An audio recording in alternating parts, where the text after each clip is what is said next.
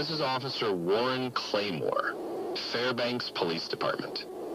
Over the past 3 weeks, we have received multiple calls from local residents reporting unusual sightings occurring after nightfall. Each witness has submitted a photograph as supporting evidence. The interviews were conducted between June 3rd and June 24th, 1995. The following recordings are presented in order. State your name, please. Ruth Latham. Mrs. Latham, you said this incident occurred in the early hours of June 3rd? Yes, sir. It was just past midnight. I woke up in bed beside my husband and looked out the window. That's when I saw it. A person-shaped shadow outside, about 100 feet away. What was it doing? It was walking straight toward the house. And the way it moved? God, it wasn't right. Every step looked like someone moving underwater. Slow, floaty, like it had no weight and no rush. You know how the sky stays lit up here in June, just that pale twilight, never fully dark. And this thing contrasted with the dim lighting. It was completely black. No details, no features, just a pitch black figure getting closer and closer. And what did you do when you first saw the figure? I felt sick to my stomach. I tried to wake my husband up, first shaking him, then slapping his face, but nothing. He just wouldn't wake up. He never does. He's a very heavy sleeper. What did you do then? I looked again, and that's when I realized it had gotten closer, much closer, yet it was still moving very slowly. But somehow it had covered half the distance in seconds. That's when I panicked. I called 911. I remember my hands shaking while I explained what I was seeing. The dispatcher was being skeptical, so with the phone pressed against my ear, I reached for my camera on the nightstand and snapped a photo through the window. The second I did, the figure just vanished, like it had never been there. What about the photograph? I had it developed the next day. I thought it would show the empty field and that my mind was playing tricks on me, but the figure is there.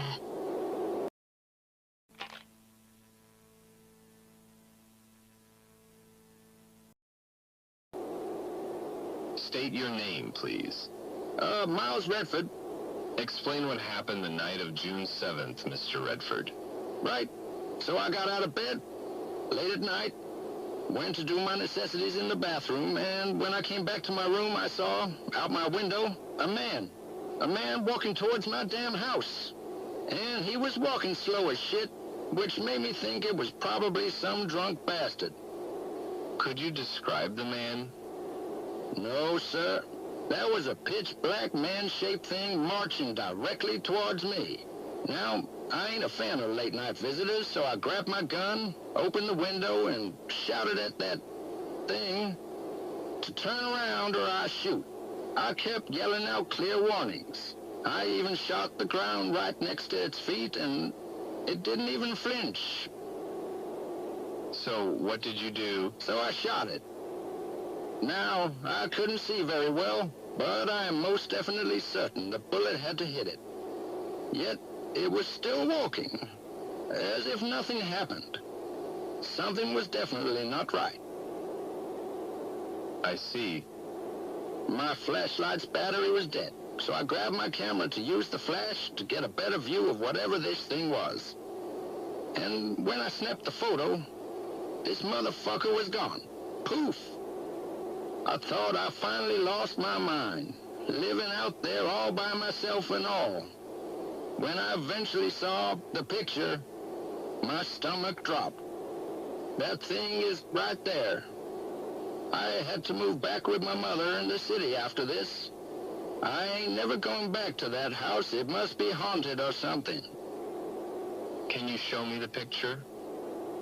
Sure thing, sir. You can keep it for all I care. I don't want to look at it anymore. Gives me the creeps.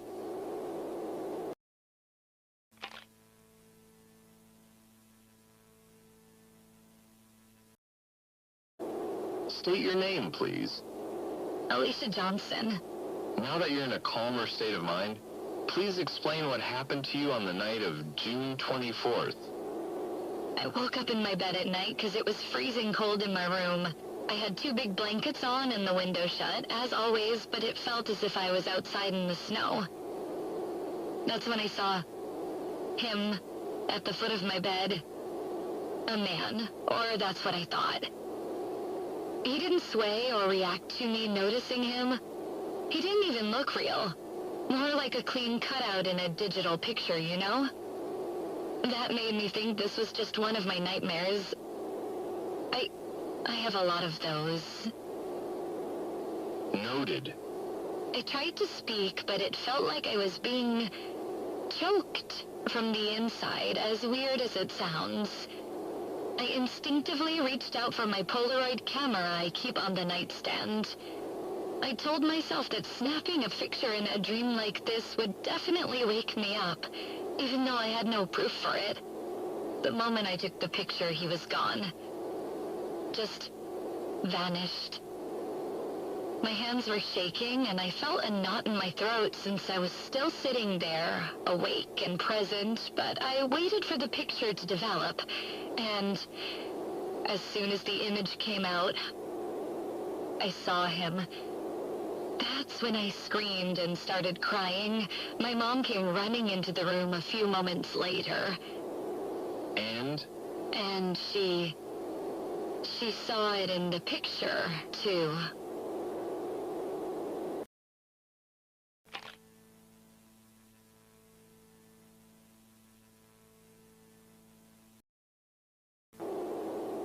Well, I have no idea what the hell's going on.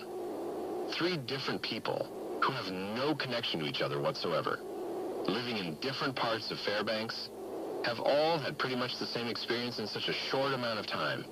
The pattern is clear. They wake up at night, see this featureless and surreal silhouette, either moving towards them or already in their home. They take a picture of it for whatever reason, and it's gone in an instant, yet it is captured in said picture. It appears to be the same individual in each case.